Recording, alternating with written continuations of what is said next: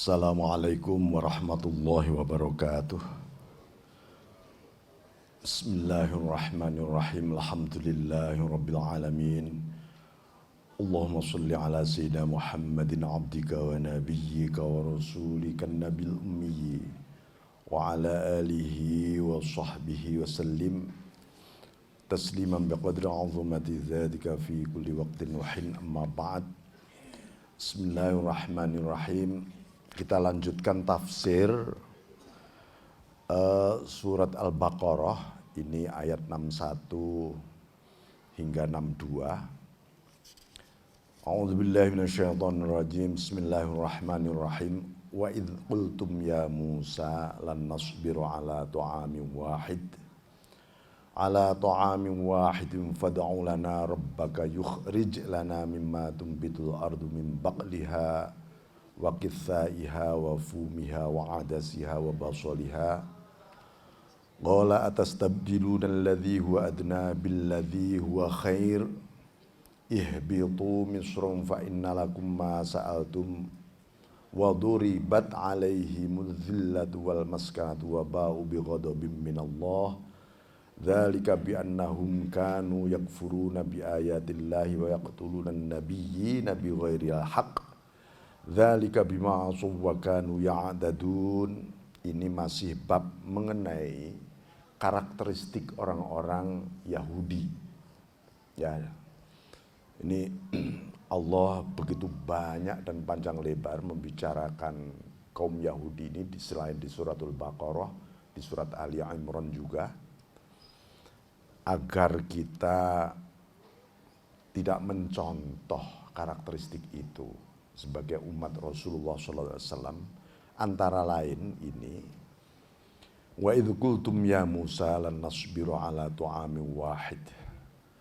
Ketika kalian berkata, maksudnya yang berkata ini orang-orang Yahudi, ya Musa, wahai Musa, lan nasbiru ala ta'amin wahid. Jadi setelah diturunkan manna wassalwa, satu makanan yang enak sebenarnya bagi orang-orang Yahudi ini setelah mengalami satu krisis pangan, maka Allah menurunkan manna dan salwa. Tiba-tiba, nah ini mereka mengatakan, ya Musa lan nasbiro, kami ini tidak sabar. Maksudnya aku nggak tahan Musa dengan hanya makanan ini, gitu.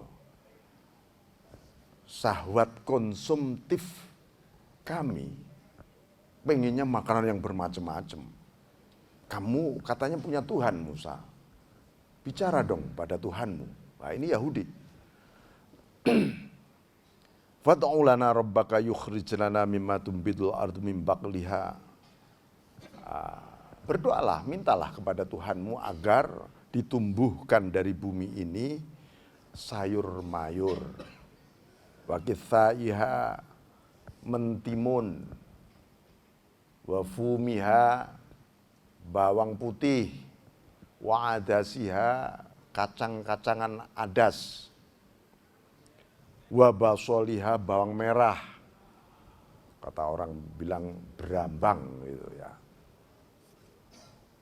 Yukhrij lana qola. Jadi ini adalah representasi kalau secara ruhani, secara spiritual, ya. Saya ini sebenarnya nggak sabar dengan selera nafsuku, gitu. Masa Tuhanmu yang satu ini hanya memberi satu juga, gitu loh. Atau, gitu, hati manusia untuk bertauhid hanya kepada satu Tuhan. Ini fakta psikologi, ya, fakta psikologi manusia. Manusia itu masih kepingin menyembah hawa nafsunya, kepingin menyembah dunianya, kepingin menyembah mimpi-mimpinya, ya, kepingin menyembah imajinasinya macam-macam. Jadi ini bentuk ketidaksabaran hawa nafsu sebenarnya, karakteristik hawa nafsu kita. Artinya suasana suasana Yahudiyah di dalam nafsu kita itu ya suka begitu juga sebenarnya. Maka di sini digambarkan di Al-Quran ini ada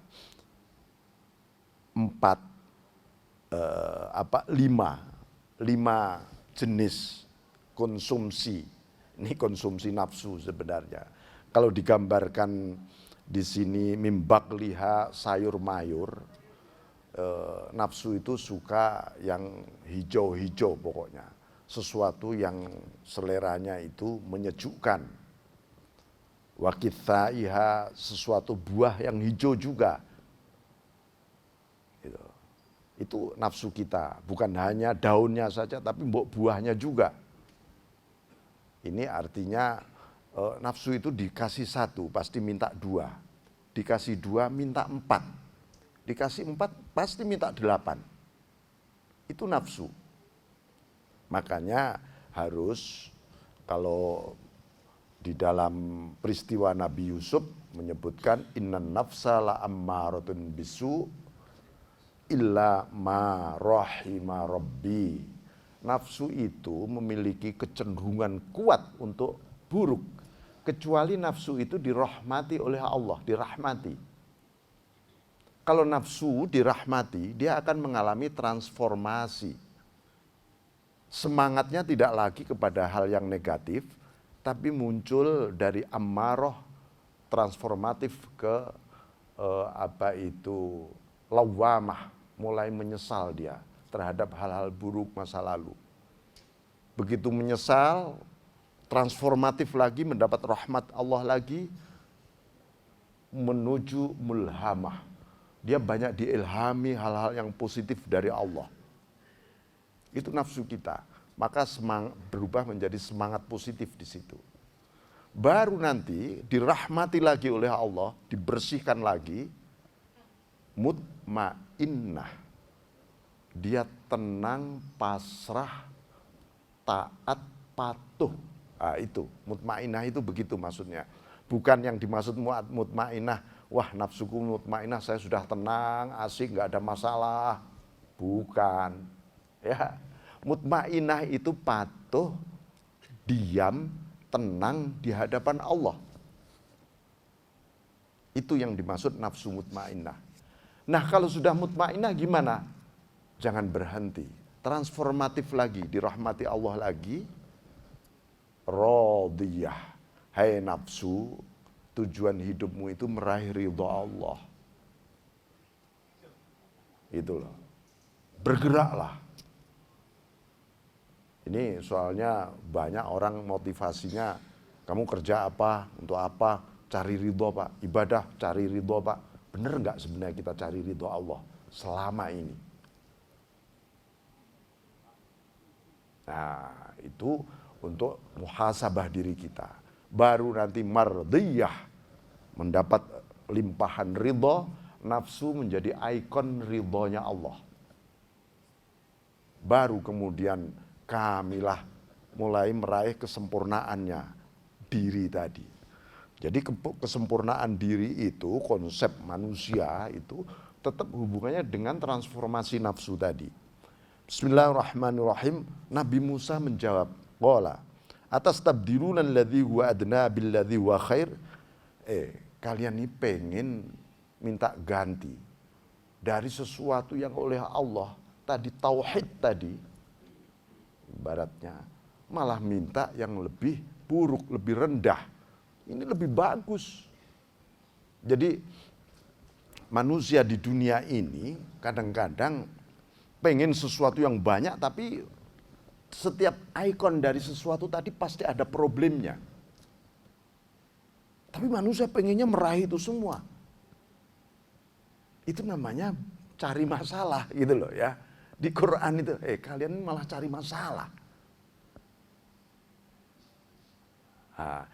Ya ini hubungannya dengan ambisi nafsu. Ambisi nafsu itu pengennya wah semua nggak taunya banyak masalah juga di balik setiap elemen yang dia inginkan tadi. elemen-elemen yang hubungannya ya dengan harta, dengan impian-impian istana, dengan persaingan yang hebat, banyak sekali. Nama besar masa lalu, kepentingan-kepentingan masa depan anak cucunya, macam-macam. Gak tahunya masalah akhirnya. Nah ini. Bismillahirrahmanirrahim. Ihbitu misran. Kalau begitu ya sudah kalian turun aja lah ke satu kota. Ada ulama menyebutkan misran itu ya sudah kamu kembali ke Mesir sana lagi. Kembali ke Fir'aun lagi saja. Di sana kamu akan dapat macam-macam nanti. Walakum fa innalakum ma sa'altum. Apa yang kamu inginkan dapat nanti. Tapi para mufasir lain menyebutkan Misran itu sebuah kota. Udah terserah kamu. Apa yang terjadi? Waduribat alaihimudzillah. Malah Allah menimpakan kehinaan mereka. Karena apa? Nah ini. Apa yang disebut kehinaan peradaban manusia yang dicontohkan oleh kaum Yahudi ini. Wal maskanah, maksudnya tempat tinggal dalam arti begini. Jangan sampai kita mengukur kemajuan peradaban manusia itu, kalau Allah menyebutkan kata zillah, itu karakter akhlak. Kalau menyebutkan maskanah, itu kemajuan peradaban fisik berupa properti macam-macam dan seterusnya. Nah itu waba'u bi ghadabim minallah. Apa? Allah lalu menimpakan satu amarah karena mereka lebih senang berenang dalam karakteristik hina, nuruti hawa nafsu, ya, bi'annahum dzalika bi'annahum kanu yakfuruna biayatillah. Apa yang terjadi? Mereka malah mengkufuri ayat-ayat Allah di dalam Taurat. Mereka mengingkari ini karena apa? Karena pengaruh hijab, tirai hawa nafsu yang dijadikan mindset pandangan hidup.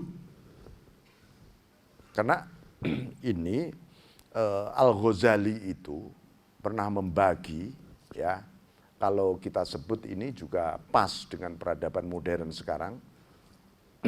Jadi misalnya nafsu itu punya kecenderungan selain takabur, ya, riya, ujub, sum'ah, ya, sum'ah itu popularitas, juga memiliki kecenderungan hubbud dunya, ambisi duniawi. Ambisi duniawi itu artinya kebalikan dari ambisi ukhrawi. Para nabi, para rasul diutus untuk umat manusia ini supaya selamat besok di akhirat. Tidak ada para nabi diutus, aku ini datang kepadamu untuk menyelamatkan kamu di dunia saja, ini enggak. Sampai di akhirat. Maka perspektif tentang pengembangan karakter itu harus ukhrawiyah, harus muncul, kuat. Kalau enggak, anak-anak kita nanti mendapatkan timpaan amarah seperti kaum Yahudi juga. Generasi yang akan datang. Itu. Nah, wayaqtulunan nabiyyin, ya, mereka melakukan genosida, genocide, ya, kepada para nabi. Bayangkan, Nabi Zakaria, Nabi Yahya dibunuhin semua. Itu ya tentu saja rakyatnya juga.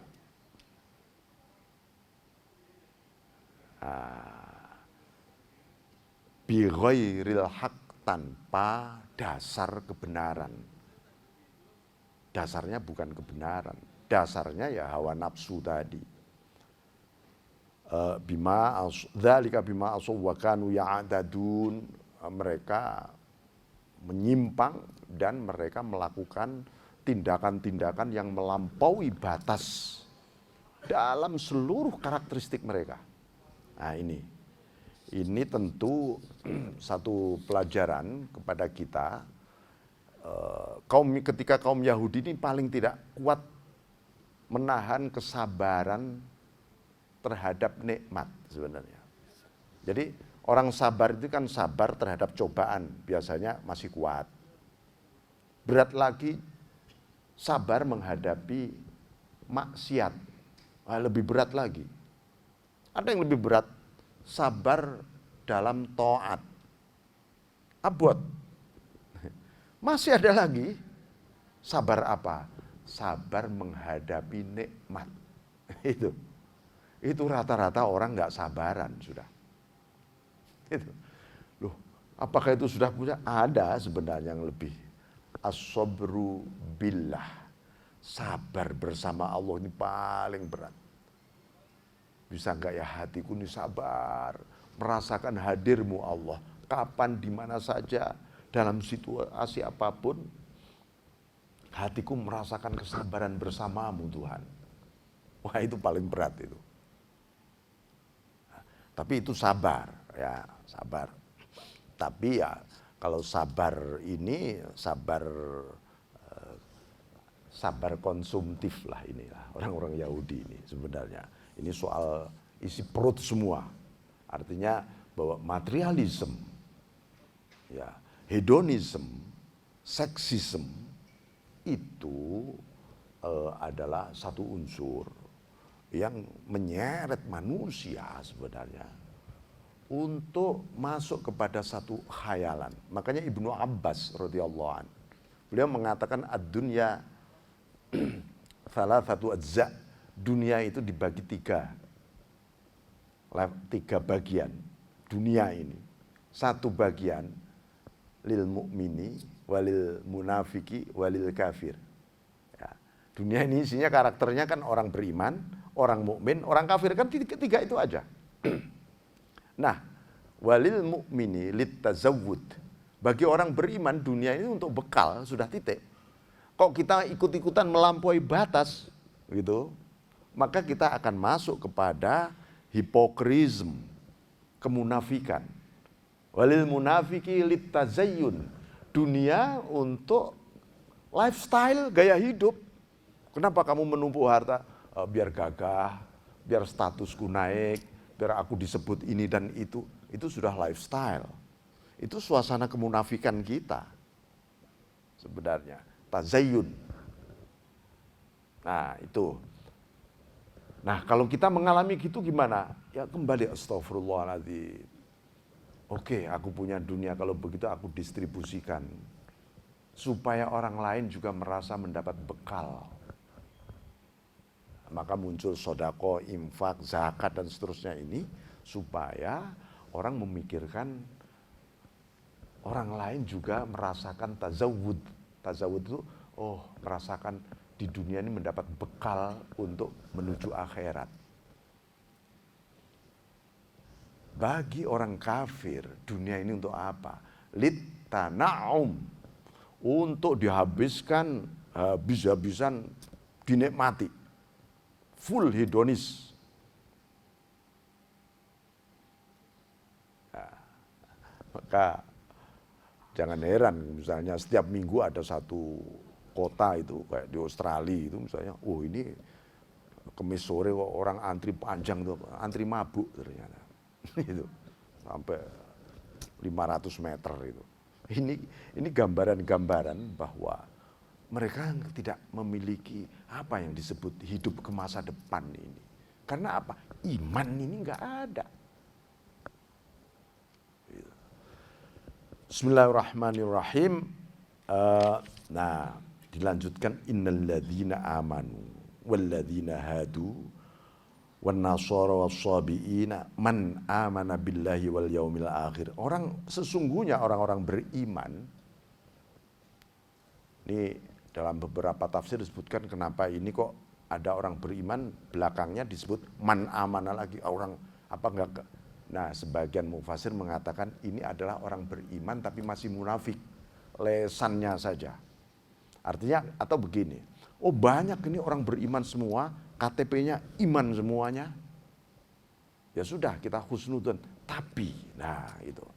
Ini berlanjut, walladzina hadu, orang-orang Yahudi. Orang-orang Yahudi itu ada mengatakan satu riwayat mengikuti karena keturunan dari Yahuda. Tapi yang menarik ada lagi menyebutkan Yahudi itu dari hadu, di sini kata hadu ini pengikut Nabi Hud. Nah. Wan Nasoro dan orang-orang Nasoro, wasobiin, asobiin ini adalah para mufasir ada yang menyebutkan dia adalah kelompok sekte dari kalangan Yahudi dan Nasrani. Ada juga yang mengatakan dia bukan ahlul kitab asobiin tapi pengikut agama Nabi Nuh. Sobiin. Nah ini ada man amana billah, ada yang kemudian beriman betul kepada Allah. Ya, ada yang benar-benar beriman. Baik ini menunjukkan situasi di zaman Rasulullah SAW belum tiba, atau setelah Rasulullah SAW membawa Islam, lalu mereka menjadi mukmin bersama orang-orang Islam, menjadi Muslim, itu wal yaumil akhir dan beriman pada hari akhir, wa amila sholihah melakukan amaliyah yang soleh, falahum ajruhum inda rabbihim, mereka mendapat pahala dari Tuhannya. Dan karakteristik man amana yang ini benar-benar mengimani. Orang itu kalau beriman, man amana amina, orang beriman itu aman. Suasana hati kita kok galau, gelisah, ini berarti iman kita memang lagi goyang. Kalau benar-benar man amana billahi wal yaumil akhir, ya, wa amila sholiha, ya falahum ajrum inda rabbihim. Nah ini wala khaufun alaihim, enggak ada namanya ketakutan. Ketakutan itu sesuatu yang berhubungan dengan masa depan. Ya, nanti esok gimana, besok makan apa, besok ini kalau kita diserang ini gimana, ini situasi kondisi gimana, itu namanya terhadap yang akan datang itu disebut ketakutan, ancaman-ancaman. Bagi orang beriman, apapun ancamannya, la khaufun, nggak ada takut, nggak ada. Itu hati kita harus aman memang. Walahum yahzanun, dan mereka pun juga tidak pernah susah, gelisah. Maksudnya apa? Susah itu juga ketakutan, tapi terhadap masa lalu. Ya, wah seandainya kemarin saya ini nggak bakal bangkrut. Wah seandainya, aduh kemarin kok begini. Pokoknya terhadap masa lalu itu susah. Termasuk kita susah terhadap amaliyah buruk kita di masa lalu. Ya Allah gimana? Tapi bagi orang yang benar-benar beriman, ya Allah masa laluku kok gelap ya. Apakah dia susah? Enggak. Itu takdirmu Allah. Apa? Kegelapanku yang aku alami kalau dibanding sebuah dosa yang dilakukan Nabi Adam. Enggak ada apa-apanya kita ini. Coba. Kalian berdosa di dunia, kalau dibanding dosanya Nabi Adam di surga dulu, ditimbang kalian nggak ada apa-apanya. Itu pun Nabi Adam tidak gelisah ketika diturunkan di dunia. Hanya melakukan i'tiraf, pengakuan. Ya Allah, kami ini zalim ya Allah. Rabbana zalamna anfusana. Kalau lihat diriku, aku ini zalim Tuhan. Hanya itu aja. Wa illam taghfir lana wa tarhamna. Kalau engkau tidak mengampuni aku dan merahmati aku, lanakunanna minal khasirin. Dan Allah membiaskan seluruh fadl, rahmat, ampunan pada Nabi Adam. Dan Nabi Adam apa yang terjadi? Alhamdulillah. Kalau engkau tidak menurunkan aku ke dunia, walaupun itu gara-gara dosaku di surga, aku nggak bakal menjadi khalifah di muka bumi. Aku nggak bakal menjadi nabi dan rasul. Khalifah, nabi, rasul itu tidak ketika di surga loh. Ya. Ketika di bumi, aku tidak akan beranak pinak. Nabi Adam punya anak, bina, cucu dan seterusnya ketika di dunia. Dan di sana ada para nabi dan puncaknya adalah kekasihmu Tuhan. Rasulullah Sayyidina Muhammad sallallahu alaihi wasallam. Alhamdulillah katanya. Makanya kadang-kadang kita ini kalau melihat masa lalu yang buruk, ya Allah, alhamdulillah, siapa tahu itu caramu membuat aku lebih dekat kepadamu Tuhan. Nah, betapa banyak orang yang tobat dekat dengan Tuhan gara-gara berdosa di masa lalu. Dan sangat dekat dia kepada Allah. Nah ini, jadi kita tetap husnudzon kepada takdir Allah. Tapi itu untuk masa lalu loh ya, bukan untuk masa depan. Jadi demikian Bapak-Saudara sekalian, dua ayat ini sangat kontekstual dengan kehidupan kita sebenarnya, walaupun konteksnya ini karakter Yahudi. Jangan sampai suasana itu ada di dalam jiwa kita, karena itu adalah pertumbuhan aplikasi, kalau boleh disebut nafsu. Nafsu ini sudah jadi aplikasi luar biasa di dalam kehidupan modern, dan itu kita harus, yang menyelamatkan kita ya iman, sudah iman. Wallahu muwaffiq ila aqwamit thoriq. Assalamualaikum warahmatullahi wabarakatuh.